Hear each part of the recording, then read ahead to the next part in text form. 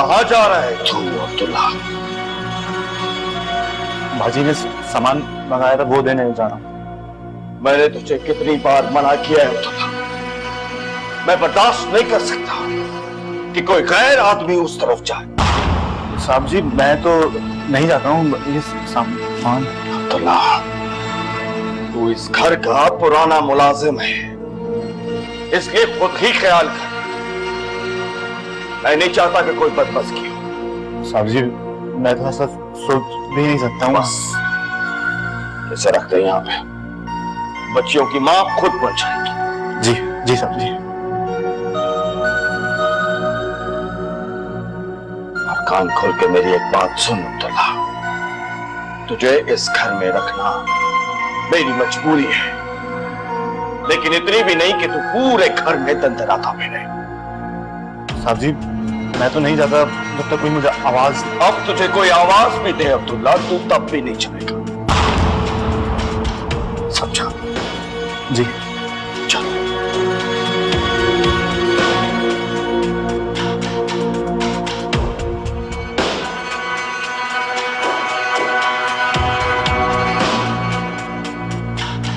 आमना,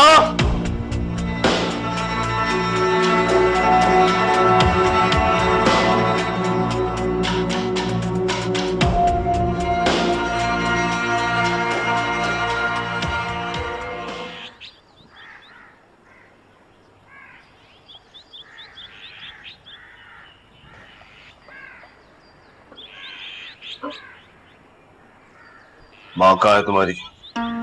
वो नमाज पढ़ी है, उन्होंने कहा कि मैं। कितनी बार मैंने तुझसे कहा है कि चाय के साथ पानी भी लाया करो।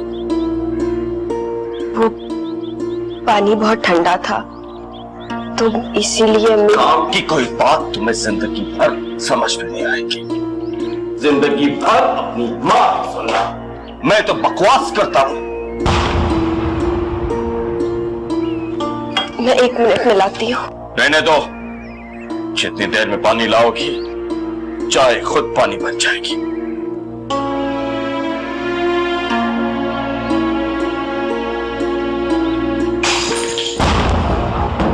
ये चाय बनाइए या शरबत? मैंने चाय चढ़ाई थी, चीनी अम्मी ने मिलाई थी। सारा घर मिलकर 1 कप चाय बनाता है। क्या हो गया? क्यों बरस रहे बच्ची पर? इस घर की मुझे समझ में नहीं आती, ना कोई निजाम है ना कोई सलीका। तो मंगल जाओ। क्या हो गया? कोई गलती हो गई फलक से? गलती फलक से नहीं, गलती मुझसे हुई है, जो तुम जैसी औरत से शादी की, 2 बच्चियों का अजाब पैदा करके ऐसी बात छुई कि बेटे की ख्वाहिश मेरी दिल में ही रह गई। उसी वक्त दूसरी शादी की होती तो आज इस उम्र में मेरा कोई सहारा बनता। ठीक कह रहे हैं आप अंदर जाइए, मैं अब्दुल्ला को बुला के सफाई करा देती हूँ।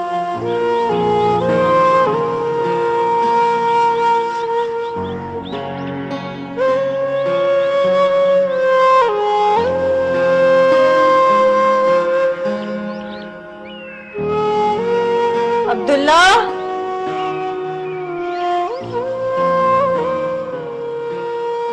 क्या हुआ आपी? चचा जान इतने गर्म क्यों हो रहे हैं? चाय में चीनी ज्यादा डल गई थी इसलिए। आपने डाली थी? नहीं, अम्मी ने। इसका मतलब है चच्ची जान के लिए फिर मुश्किल।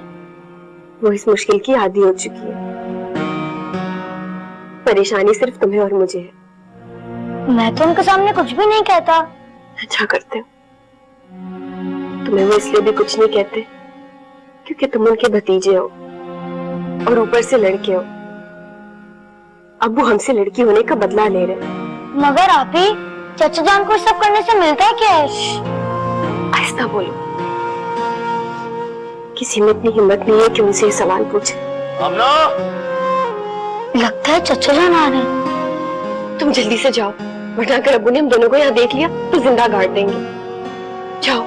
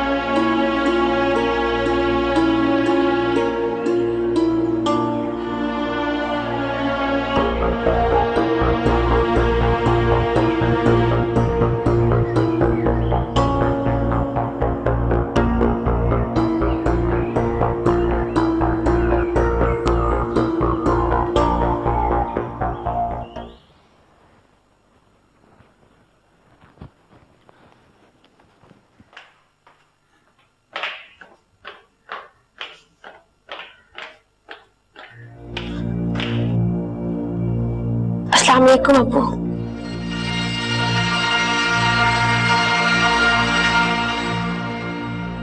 किस फैशन शो से आ रही हो तुम?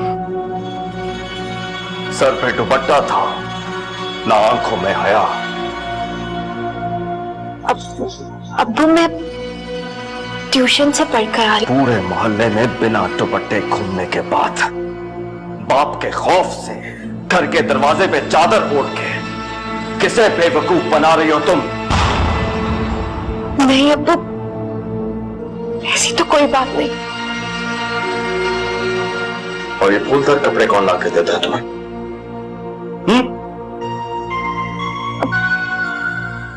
अम्मी लाई थी। हर खराबे की जड़ तुम्हारी माँ। उसे होश ही नहीं है कि बेटियों को कैसे रखते हैं, क्या पहनाना है। अपनी साफ सदी का लिबास देखा, कितने फूल खिला के घर से निकलती है ये। मैं इन्हें साफी का दर्स देता हूं। तुम आजकल इसी किस्म के प्रिंट आ रहे हैं बाजार में, और उसने तो बहुत छोटे फूलों की कमीज पहनी है और फूल भी हल्के रंग के हैं। इन फूलों से कोई खुशबू बन गई ना तो याद रखना अपना, इन्हीं हाथों से मैं तुम्हारा खून करूंगा और तुम्हारी बेटी का।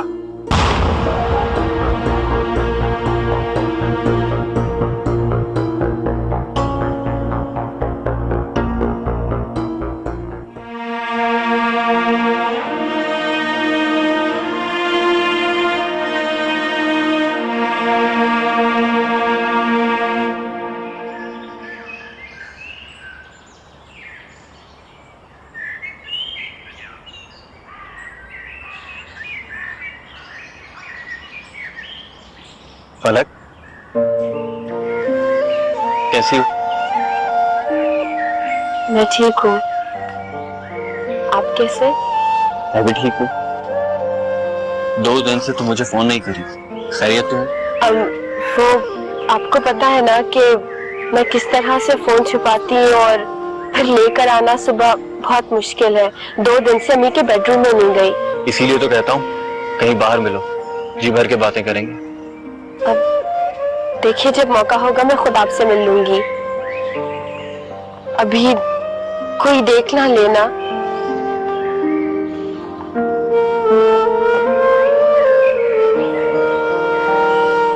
अरे बात तो सुनो।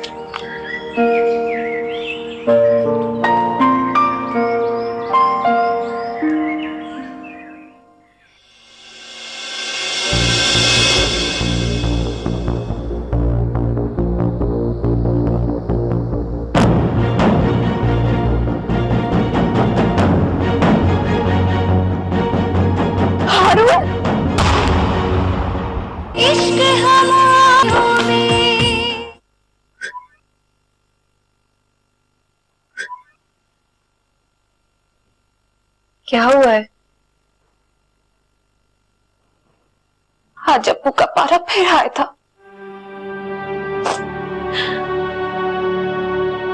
सुबह से 2 दफा मुझ पर भी बरस चुके और अब्दुल्ला पर भी अपना गुस्सा निकाला है। मुझे तो ये डर था कि गुस्से में आकर अब्बू मेरा ट्यूशन ना बंद कर दे। तुम्हें अपनी ट्यूशन की पड़ी है, मेरा तो कॉलेज में दाखिला भी मुश्किल नजर आ रहा है। पर फलक, तुमने अम्मी से बात तो की थी, फिर क्या बना? अम्मी अब्बू के अच्छे मूड का इंतजार कर रही है। अब्बू का मूड तो कभी अच्छा होता ही नहीं है। मुझे तो कई कई दिन गुजर जाते उनके कमरे का रोक किए। ये अम्मी का हौसला है जिन्होंने अब्बू को बर्दाश्त किया है। अम्मी ये सब कुछ हमारे लिए तो बर्दाश्त करेंगी। सितारा, अगर आज हमारा कोई भाई होता ना तो हम इतनी बेबस ना होती। वो सारा कसूर अम्मी पे क्यों डाल देते, जबकि हमारी अम्मी के हाथ में नहीं था। ये तो मुकद्दर का फैसला था कि हमारे अब्बू को बेटा ना मिले। बस यही बात तो गिरह बन गई है अब्बू की जिंदगी में। खुलती भी नहीं है और अजियत भी देती है। फलक, कल जब अब्बू घर से जाएंगे तो हम दोनों मार्केट चले। मुझे अपने शूज भी लेने और नया बैग भी चाहिए।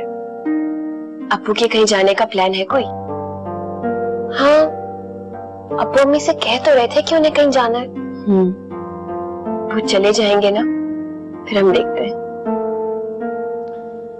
अच्छा, मैं अपने कपड़े बदलती हूँ इससे पहले कि वो फिर से बरस पड़े।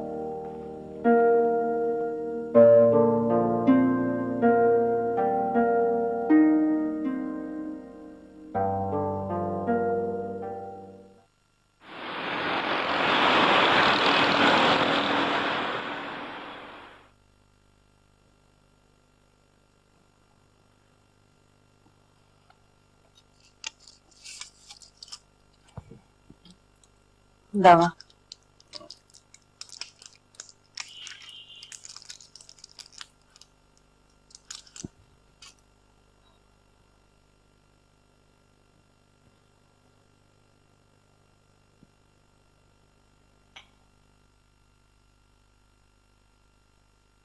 वो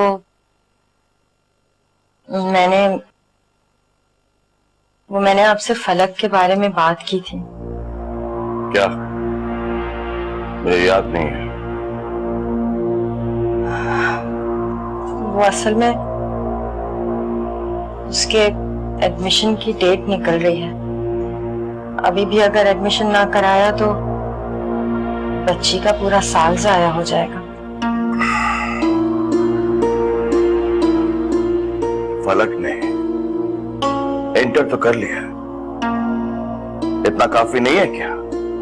काफी तो है।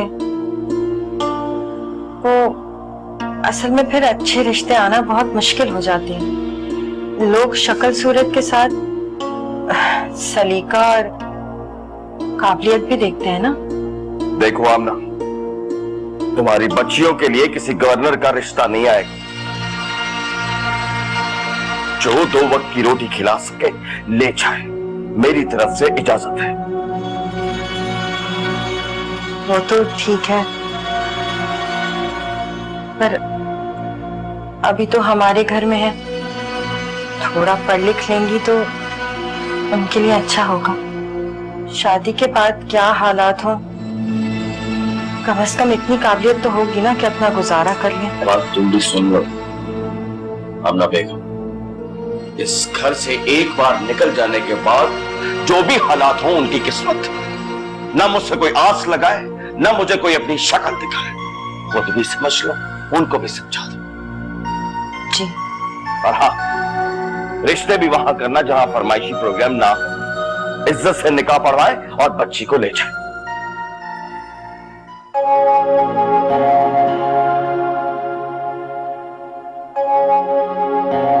देखिए, मैं जानती हूँ कि आप बच्चों को जहेज देने के हक में नहीं हैं।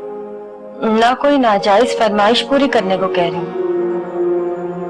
सिर्फ इतना चाहती हूँ कि हम अपनी बच्चियों को थोड़ा बहुत पढ़ा लें, और ये तो उनका दीनी और माशरती हक है ना। इतना तो हम कर सकते हैं।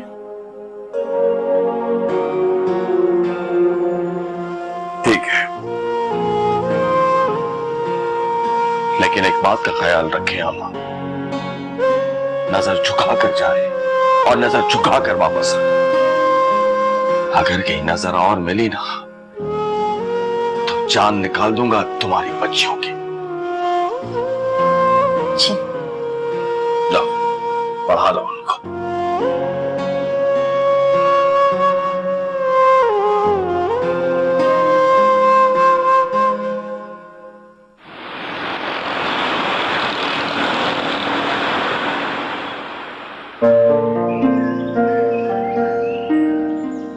इतनी देर हो गई है, कोई बस ही नहीं मिल रहा।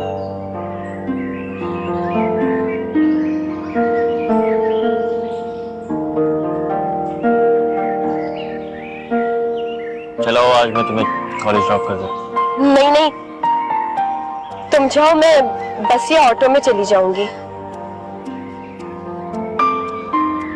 एक अजनबी के साथ जाने में आपको कोई प्रॉब्लम नहीं है, लेकिन अपने मोहल्ले के एक शरीफ पढ़े लिखे नौजवान के साथ जाने पर एतबार नहीं है।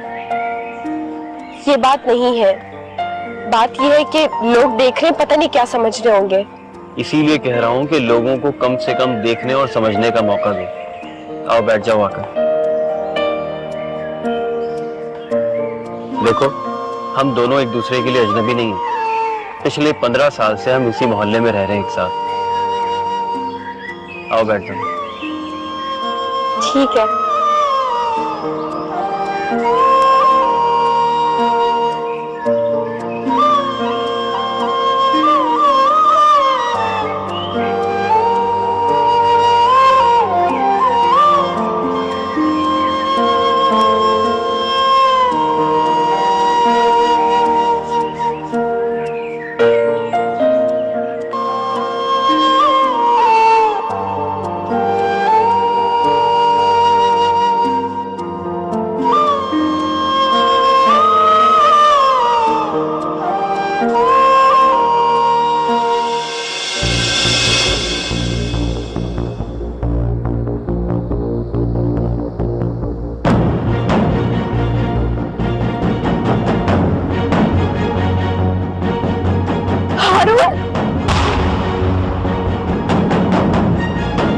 अम्मू,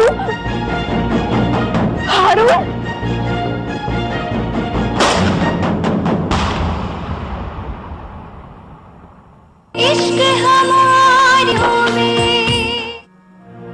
अब्बू ने तो हर वक्त शक का चश्मा लगाया हुआ है। बेटा, उनका मिजाज बदलना अब मुमकिन नहीं है। अब्दुल्ला का तो फिर भी समझ में आता है। रही बात हैदर की, वो तो छोटा सा बच्चा है, अब्बू तो उससे भी बात नहीं करने देते।